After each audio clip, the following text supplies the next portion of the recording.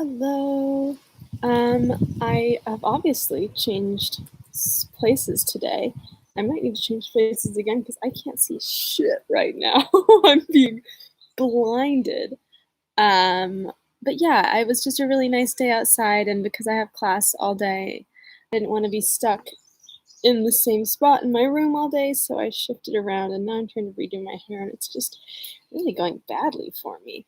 My dog is in the background somewhere, and he'll probably run through. Let me know if my Wi-Fi connection is really bad. It seems to be that I have 4 full bars, but I don't know if I trust that. I'm going over. Oh, that's so much better. I can see again. Hold on. Also, let me know if you like. Oh, that's so much better. If you can't hear me, there's my dad. He's interrupting. There he goes. Let me know if you can't hear me as well. I have my earbuds out here, so if you want me to put in my earbuds, just let me know. Hopefully there's been some really large and loud planes flying overhead earlier today, so hopefully they will not grace us again with their presence. Here comes one now. There she goes, folks. Just had class today so far. It was a cinematography class, so we all look at pictures that we took in the week earlier, I guess. And it's interesting. It's really cool. Like, some people have just like these incredible perspectives on like how to make things look really cool. Like, one guy took a picture of like a guitar, but from like a really strange angle, so it looked like a Blade Runner set. It was really cool, and I wanted to say something, but then I felt weird, like, because I kept thinking about it, but I didn't want to like yum. Okay, so yesterday they were on the boat together. They were having lunch, and basically they were like, we can't be together, but we really want to, and we really like value each other. And Newland's like, I can't live if you go back to your husband. And she's like, why would I go back to my husband? It was really interesting. Let's see what they do today. I'm trying to find a way that I don't like turn into the void when I lean back, because the sky gets so blown out. Hopefully you can hear me. The fact that you're still there, whoever you are, seems to signal to me that you can. So that's good. All right, let's do this. Is this chapter 25? Oh my God. Wow. All right. The Age of Innocence Chapter 25.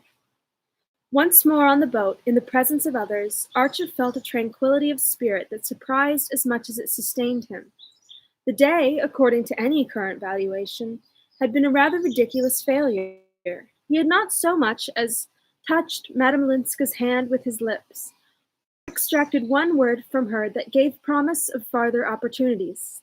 Nevertheless, for a man sick with unsatisfied love, and parting for an indefinite period from the object of his passion, he felt himself almost humiliatingly calm and comforted. It was the perfect balance she had held between their loyalty to others and their honesty to themselves that had so stirred and yet tranquilized him. A balance not artfully calculated, as her tears and her faltering showed, but resulting naturally from her unabashed sincerity. It filled him with a tender awe, now the danger was over, and made him thank the fates that no personal vanity, no sense of playing a part before sophisticated witnesses, had tempted him to tempt her. Even after they had clasped hands for a goodbye at the Fall River station, and he had turned away alone, the conviction remained with him of having saved out of their meeting much more than he had sacrificed. He wandered back to the club and went and sat alone in the deserted library, turning and turning over in his thoughts every separate second of their hours together. It was clear to him, and it grew more clear under closer scrutiny, that if she should finally decide on returning to Europe, returning to her husband. It would not be because her old life tempted her, even on the new terms offered. No, she would only go if she felt herself becoming a temptation to Arthur, a temptation to fall away from the standard they had both set up. Her choice would be to stay near him as long as he did not ask her to come near, and it depended on himself to keep her just there, safe but secluded. In the train, these thoughts were still with him. They enclosed him in a kind of golden haze, through which the faces about him looked remote and indistinct. He had a feeling that if he spoke to his fellow travelers, they would not understand what he was saying. In this state of abstraction, he found himself, the following morning, waking to the reality of a stifling September day in New York. The heat-withered faces in the long train streamed past him, and he continued to stare at them through the same golden blur. But suddenly, as he left the station, one of the faces detached itself, came closer, and forced itself upon his consciousness. It was, as he instantly recalled, the face of the young man he had seen the day before passing out of the Parker house, and had noted as not conforming to type, as not having an American hotel face. The same thing struck him now, and again he became aware of a dim stir of former associations. The young man stood looking up at him with the dazed air of the foreigner flung upon the harsh mercies of American travel. And then he advanced toward Archer, lifted his hat, and said in English, "Surely, monsieur, we met in London?" "Ah, to be sure, in London." Archer grasped his hand with curiosity and sympathy. "So you did get here, after all," he exclaimed, casting a wondering eye on the astute and haggard little countenance of young Carfie's French tutor. I will spare Jean the ridiculousness of me trying to do a French accent today. Today, Jean, you win. There he goes. I'm going to give this a second. Seriously. Doesn't want it. He said no. I'll try and get him over.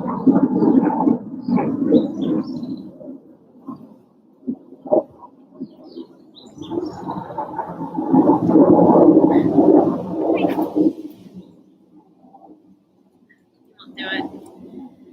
Okay, it seems it's really loud and long. God. Okay. So sorry. "Oh, I got here, yes," Monsieur Riviere smiled with drawn lips. "But not for long. I return the day after tomorrow." He stood grasping his light valise in one neatly gloved hand and gazing anxiously, perplexedly, almost appealingly, into Archer's face. "I wonder, monsieur, since I've had the good..." The dog just threw a toy on my foot. "Since I've had the good luck to run across you, if I might, I was just going to suggest it. Come to luncheon. Won't you? Downtown, I mean. If you'll look me up in my office, I'll take you to a very decent restaurant in that quarter." Monsieur Riviere was touched and surprised. "You're too kind. But I was only going to ask if you would tell me how to reach some sort of convenience. There are no porters. There are no porters, and no one here seems to listen. I know, our American stations must surprise you. When you ask for a porter, they give you chewing gum. But if you'll come along, I'll extricate you. You must really lunch with me, you know." The young man, after a just perceptible hesitation, replied with profuse thanks, and in a tone that did not carry complete conviction that he was already engaged. But when they had reached the comparative reassurance of the street, he asked if he might call that afternoon.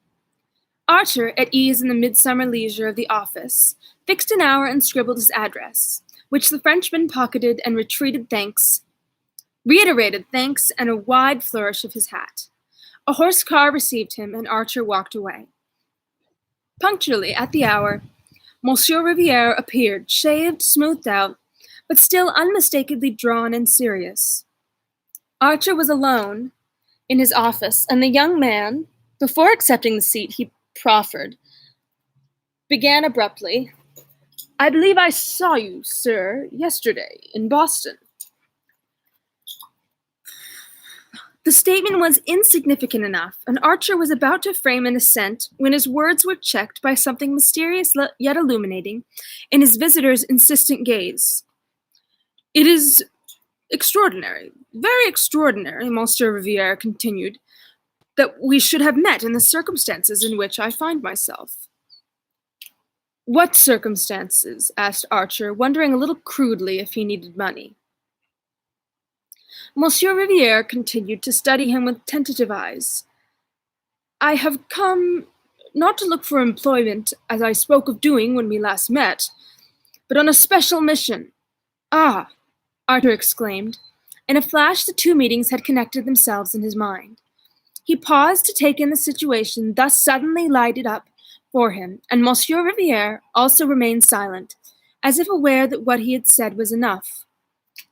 A special mission, Archer at length repeated. The young Frenchman, opening his palms, raised them slightly, and the two men continued to look at each other across the office desk till Archer roused himself to say, Do sit down, whereupon Monsieur Riviere bowed, took a distant chair, and again waited. It was about this mission that you wanted to consult me? Archer finally asked. Monsieur Riviere bent his head. Not on my own behalf. On that score, I have fully dealt with myself. I should like, if I may, to speak to you about the Countess Olenska. You are impatient.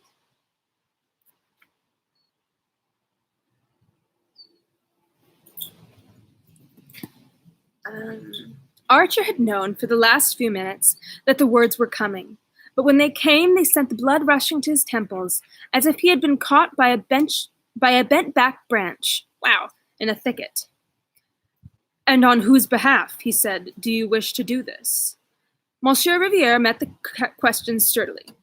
Well, I might say hers, if it did not sound like a liberty. Shall I say instead, on behalf of abstract justice? Archer considered him ironically. In other words, you are Count Olenski's messenger. He saw his blush more darkly reflected in Monsieur Riviere's shallow countenance. Not to you, monsieur. If I come to you, it is on quite other grounds. What right have you, in the circumstances, to be on any other ground? Archer retorted. If you're an emissary, you're an emissary. The young man considered. My mission is over. As far as the Countess Olenska goes, it has failed. I can't help that, Archer rejoined on the same note of irony. No, but you can help, Monsieur Riviere paused, turned his hat about in his still carefully gloved hands, looked into its linings, and then back at Archer's face. You can help, monsieur, I am convinced, to make it equally a failure with her family. Archer pushed back his chair and stood up. Well, and by God I will, he exclaimed. He stood with his hands in his pockets, staring down wrathfully at the little Frenchman, whose face, though he too had risen, was still an inch or two below the line of Archer's eyes. Monsieur Riviere paled to his normal hue. Paler than that, his complexion could hardly turn. Why the devil, Archer explosively continued, should you have thought, since I suppose you're appealing to me on the ground of my relationship to Madame Olenska, that I should take a view contrary to the rest of her family? The change of expression in Monsieur Riviere's face was for a time his only answer. His look passed from timidity to absolute distress. For a young man of his usually resourceful mien, it would have been difficult to appear more disarmed and defenseless. Oh, monsieur. Dude. Calm your tail. After dinner, sometimes, he just barks at me until I come play with him. It's really rude.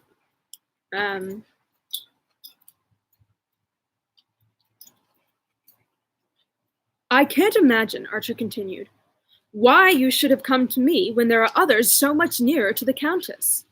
Still less why you thought I should be more accessible to the arguments, I suppose. you were sent over with. Monsieur Riviere took this onslaught with a disconcerting humility. The arguments I want to present to you, monsieur, are my own and not those I was sent over with. Then I see still less reason for listening to them. Monsieur Riviere again looked into his hat, as if considering whether these last words were not a sufficiently broad hint to put it on and be gone. Then he spoke with sudden decision. Also, it's so fun to read it in a horrific French accent, so I'm going to go back to it, and I'm deeply sorry, Jean. Monsieur, will you tell me one thing? Is it my right to be here that you question? Or do you perhaps believe the whole matter to be already closed? His quiet insistence made Archer feel the clumsiness of his own bluster. Monsieur Riviere had succeeded in imposing himself. Archer, reddening slightly, dropped into his chair again and signed to the young man to be seated. I beg your pardon, but why isn't the matter closed? Monsieur Riviere, dude. Oh, good. Now he's set off the whole neighborhood of dogs.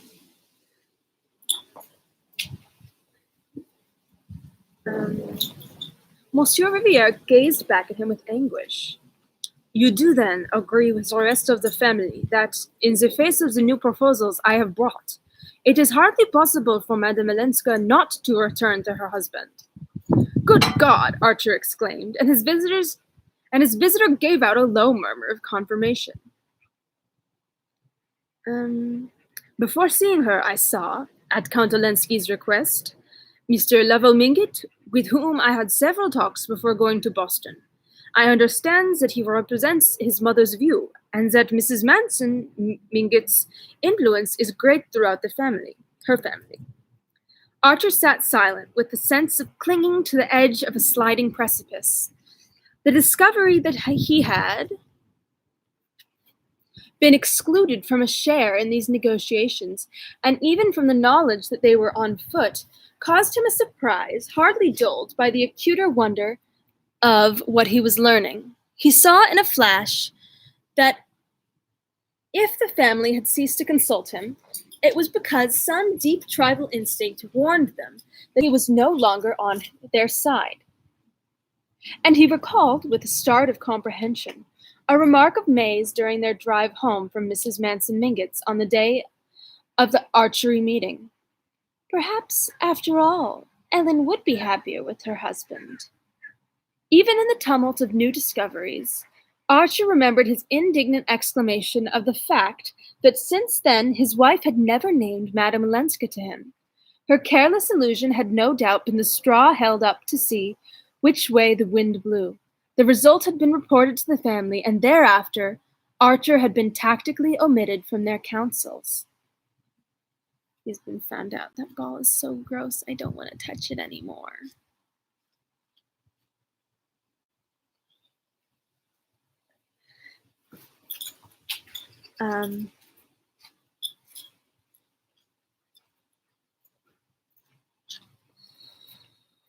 He admired the tribal discipline which made May bow to this decision.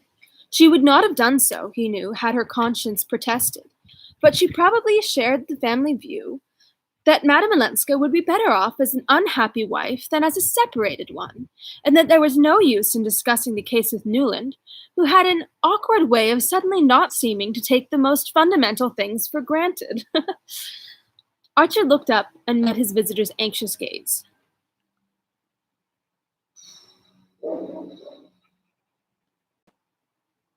Don't you know, monsieur?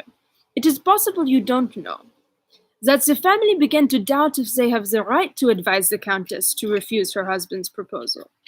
The proposals you brought, the proposals I brought. It was on Archer's lips to exclaim that whatever he knew or did not know was no concern of Monsieur Riviere's, but something in the humble and yet courageous tenacity of Monsieur Riviere's gaze made him reject this conclusion. And he met the young man's question with another.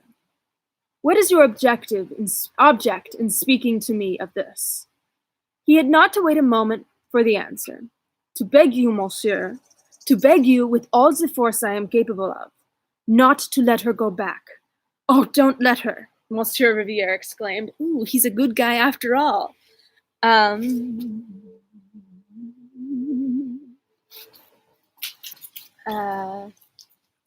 Archer looked at him with increasing astonishment. There was no mistaking the sincerity of his distress or the strength of his determination. He had evidently resolved to let everything go by the board, but the supreme need of thus putting himself on record. Archer considered. "May I ask," he said at length, "if this is the line you took with the Countess Olenska?" Monsieur Riviere reddened, but his eyes did not falter. "No, monsieur, I accepted my mission in good faith. I really believed, for reasons I need not trouble you with, that it would be better for Madame Olenska to recover her situation, her fortune, the social consideration that her husband's standing gives her. So I supposed. You could hardly have accepted such a mission otherwise. I should not have accepted it." "Well, then," Archer paused again, and their eyes met in another protracted scrutiny. "Ah, monsieur, after I had seen her, after I had listened to her, I knew she was better off here." "You knew?" "Monsieur, I discharged my mission faithfully. I put the Count's arguments, I stated his offers, without adding any comment of my own. The Countess was good enough to listen patiently. She carried her goodness so far as to see me twice. She considered impartially all I had come to say. And it was in the course of these 2 talks that I changed my mind, that I came to see things differently." "May I ask what led to this change?" "Simply seeing the change in her," Monsieur Riviere replied. "The change in her? Then you knew her before?" The young man's color rose again. "I used to see her in her husband's house. I have known Count Olenski for many years. You can imagine that he would not have sent a stranger on such a mission." Archer's gaze, wandering away to the blank walls of the office, rested on a hanging calendar surmounted by the rugged features of the President of the United States. That such a conversation should be going on anywhere within the millions of square miles subject to his rule seemed as strange as anything that the imagination could invent. The change. What sort of change?" "Ah, monsieur, if I could tell you." Monsieur Riviere paused. Tenez. "The discovery, I suppose, of what I'd never thought of before, that she's an American. And that if you're an American of her kind," I just swapped into a British accent, I have no control. "And that if you're an American of your kind, things that are accepted in certain other societies, or at least put up with as part of a general convenient give and take, become unthinkable, simply unthinkable. If Madame Olenska's relations understood what these things were, their opposition to her returning would no doubt be as unconditional as her own. But they seem to regard her husband's wish to have her back as proof of an irresistible longing for domestic life." Monsieur Riviere paused and then added, "Whereas it's far from being as simple as that." Archer looked back to the President of the United States, and then down at his desk and the papers scattered on it. For a second or two he could not trust himself to speak. During this interval he heard Monsieur Riviere's chair pushed back, and was aware that the young man had risen. When he glanced up again, he saw that his visitor was as moved as himself. "Thank you," Archer said simply. "There's nothing to thank me for, monsieur. It is I, rather." Monsieur Riviere broke off, as if speech for him were too difficult. "I should like, though," he continued in a firmer voice, "to add one thing. You asked me if I was in Count Olenski's employ. I am at this moment. I returned to him a few months ago for reasons of private necessity, such as may happen to any one who has persons, ill and older persons, dependent on him. But from the moment that I have taken the step of coming here to say these things to you, I consider myself discharged, and I shall tell him so on my return, and give him the reasons. That is all, monsieur." Monsieur Riviere bowed and drew back a step. "Thank you," Archer said again, as their hands met. that's the end of this chapter. I'm sorry it was a little tumultuous today between my dog barking and the wind blowing and the planes flying. But it was very nice for me. It's quite pleasant out here, as opposed to my dark, dank little room that gets rather stodgy after a full day of sitting in it. So thank you for being with me, one silent friend. Um, I will be back tomorrow at 4. Tomorrow is Wednesday. For chapter 26. 26. All right. Thank you so much. Have a good rest of your day. Bye-bye.